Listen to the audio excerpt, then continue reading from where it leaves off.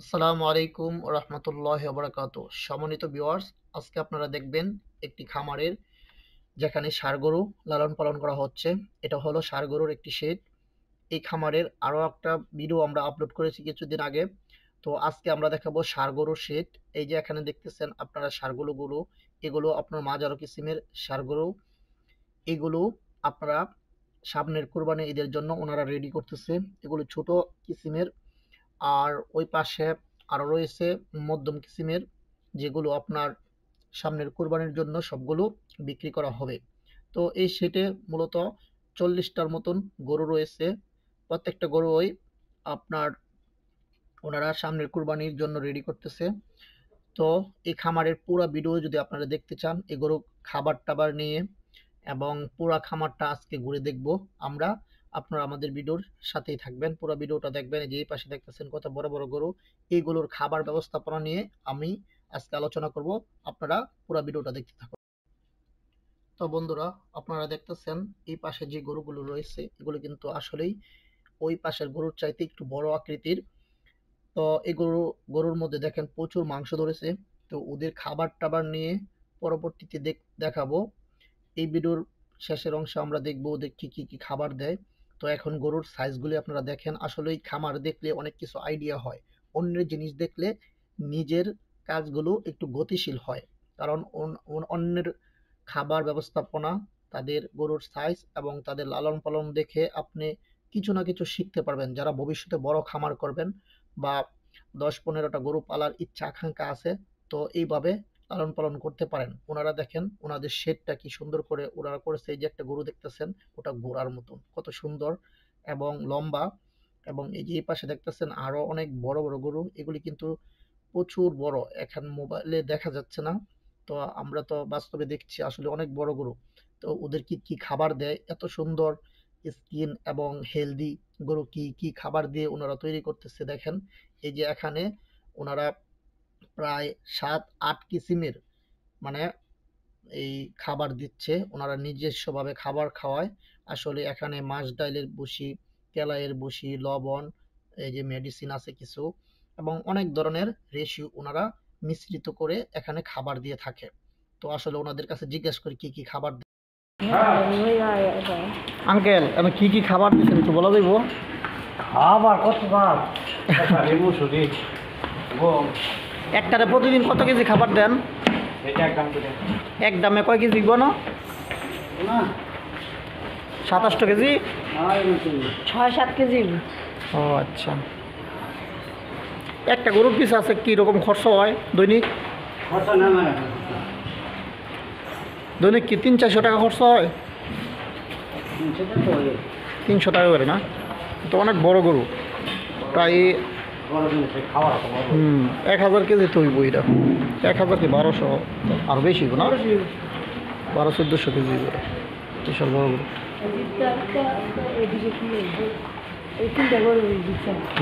আর এইগুলো হচ্ছে এই ছোটো শাহিওয়াল, ছোটোর মধ্যে কাজে লাগে।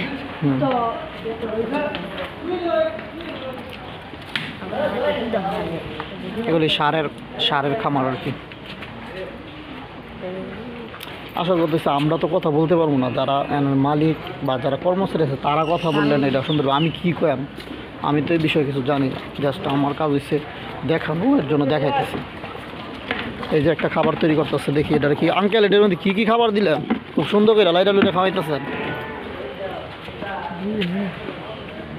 খেসারি, মসুরি, বোর্ডের চুল্লা, ভুসি, তারপর মুগ ডালের ভুসি দেখা যাইতেছে, তিলের খোল, এরকম নানান জাত মিলে তারা খাবার দেয়। দেখেন এই গরুটা একটু দেখি বাচ্চা দিছে নাকি? বাচ্চা দিছে জন্য রেস্টটা স্পেশালভাবে খাবার দিতেছে।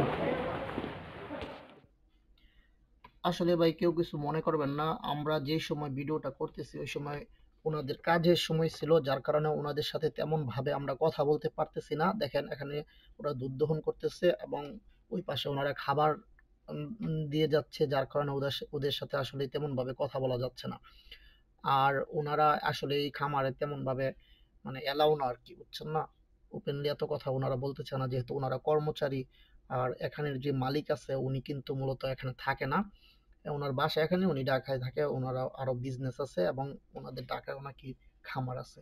তো এই যে গরুগুলি দেখতেছেন এখানে কিন্তু প্রতিটা গরুই প্রায় আপনার 20 লিটারের উপরে দুধ দিয়ে থাকে। আর এই যে কিছু কিছু গরু আছে যেগুলি আপনার 35 লিটার থেকে আপনার 38 লিটার 40 লিটার পর্যন্ত দুধ দেয়, ওনারা বললো যেটা আর কি। তো যেই গরুগুলো আপনার 20 লিটার বা 25 লিটার দুধ দেয় ওইগুলোকে 2 বার ওনারা দহন করে, আর যেগুলি আপনার 35 লিটারের উপরে দুধ দেয় ওই গরুগুলোকে 3 বার ওনারা দুধ দহন করে। আর ওনারা সকালবেলা একবার দুধ দহন করে সকাল 7টার দিকে। ওই দুধগুলো ওনারা মানে এলাকার যে মার্কেট আছে ওই মার্কেটে বিক্রি করে। আর এই মিষ্টির দোকান আছে, প্লাস যে চা স্টল আছে, এবং অনেক সময় ওনাদের কাছে বিয়ার অর্ডার আসে, বা এই যে সুন্নতে খতনার দুধের জন্য অর্ডার আসলে এখান থেকে ওনারা দুধ দিয়ে থাকে।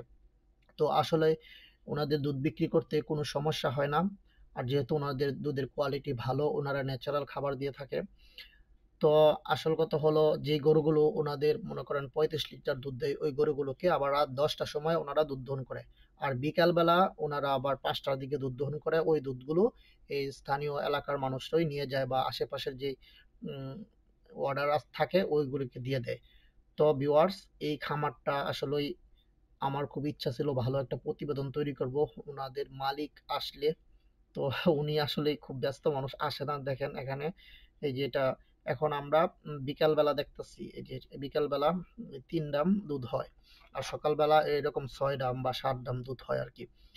তো ওনাদের খাবার টাবার নিয়ে এই যে এখানে দেখেন অনেক ধরনের নেপিয়ার ঘাস, জারা ঘাস, প্লাস এই যে হোয়াইট জার্মান এগুলি খাওয়ায়, আর সাথে দানাদার খাবার খাওয়ায়। কিন্তু এখানে গরুগুলো কিন্তু খুব হাই হাই মানে দুধ দিয়ে থাকে আর কি। প্রত্যেকটা গরু খোলামেলা শেড, খুব ভালো পরিবেশ মোটামুটি, মানে খোলামেলা আর কি, বাতাস চলাচল করে। ওই পাশে ওই যে ওই পাশে দেখতেছেন ঘাসের জমি, ওনাদের বিশাল বড় ঘাসের প্রজেক্ট। তো ওইখান থেকে ঘাস কেটে এনে ওনারা খাওয়ায় আর কি। তো চেষ্টা করব ওনাদের যে ম্যানেজার সাহেব আছে উনিও তেমন মানে ব্যস্ত থাকে, ওনাদেরকে আসলে তেমন ভাবে ম্যানেজ করতে পারি না। তো চেষ্টা করব তাদের মানে ট্রিটমেন্ট নেওয়ার জন্য। তো আমি আজকে দেখাবো শুধু ওনাদের ম্যানেজমেন্টটা। দেখতেছেন এখানে কিন্তু এটা গাভীর শেড, এর আগে আমি দেখাইছি আপনার এই ষাঁড় গরুর শেড।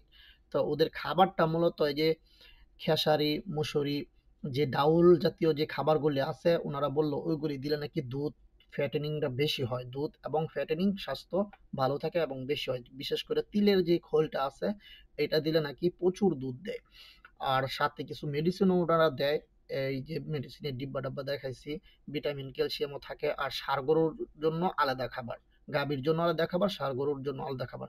তো যারা এরকম ফার্ম ভিজিট করবেন বা ইউটিউবে দেখবেন, আশা করি আপনারা একটা সাহস পাবেন যে আসলে মানুষ এত বড় বড় গরু পালতেছে, বা আমি একটা দুইটা পালতেছি। অনেকে যারা চিন্তা করতেছেন যে বড় কোনো শেড করবেন, এই যে এখানে দেখেন কত বড় বড় গরু ওনারা লালন পালন করতেছে। আসলে কলিজা বড় থাকতে হবে আপনার, এবং সৎ ইচ্ছা এবং সাহস নিয়ে আপনার এগিয়ে যেতে হবে, তাহলে আপনি সাকসেস হবেন।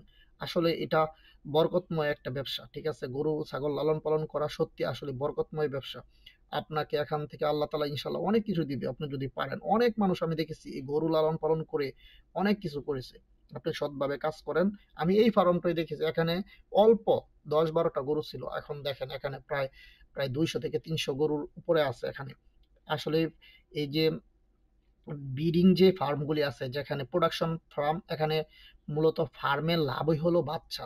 আপনার গাভী গরু দিয়ে আপনার যদি খাবার টাবার বা মানে সাময়িকভাবে চলে যেতে পারে তাহলে আপনার লাভ। আর বাচ্চাগুলি যে থাকবে এগুলি আসলে এই খামারের আসল মানে ফিউচার মুনাফা যেটাকে বলা হয়, বা আপনার মানে প্রফিট। তো এই যে দেখতেছেন এখানে যে ষাঁড় বাচ্চাগুলি থাকে এই খামারেরই, এগুলিকে ওনারা কুরবানির জন্য রেডি করে। আর যে গাবি বাচ্চা হয়, বকনা বাচ্চা হয়, এগুলোকে আবার ওনারা দুধের জন্য আবার তৈরি করে ফেলে, মানে ব্রিডিং এর জন্য তৈরি করে ফেলে। তো এখান থেকে ওনারা বাচ্চা তেমন সেল করে না। আমি বলছিলাম তো ওনাদেরকে, বলছি একটা বাচ্চা আমাকে দেওয়ার জন্য। তো ওনারা বলল যে আসলে আমাদের এখান থেকে বাচ্চা তুমি নিতে পারবে না, কারণ বাজারের যে লোকাল মার্কেটে যে গরুর যে দাম আছে এখান থেকে প্রায় 20 থেকে 25-30 হাজার টাকা বেশি হবে এখান থেকে তুমি যদি গরু নাও। আমি বললাম এটা আবার কেমন কথা? তো ওনারা বললো আর কি যে আসলে ওনার মালিক নাকি এখান থেকে গরু বিক্রি করে না, আর যেগুলি বিক্রি করে সেগুলো মানে মানে পরিচিত ছাড়া বা সবার কাছে বিক্রি করে না আরকি। এই যে বাচ্চাগুলি দেখছেন, আমি বলছিলাম একটা বাচ্চা দেওয়ার জন্য, ওনারা বলছে এগুলি নাকি প্রচুর দাম, যা আমার আইডিয়া থেকে বাহিরে। আসলে তাই আমি আর কিছু বলি নাই। তো যাই হোক, আপনারা এরকম ফার্ম থেকে যদি বাচ্চা কিনেন তাহলে এটা নিশ্চিত ভ্যাকসিন দেওয়া থাকে এবং সঠিক জাত ওনারা বইলে দিতে পারে। তো সবাই ভালো থাকবেন আর আমাদের ভিডিওগুলি আপনারা নিয়মিত দেখবেন, ইনশাল্লাহ অনেক কিছু শিখতে পারবেন এবং বুঝতে পারবেন। চেষ্টা করব পরবর্তীতে আরো ভালো কিছু নিয়ে হাজির হওয়ার জন্য। সবাই ভালো থাকবেন, সুস্থ থাকবেন। আল্লাহ হাফেজ।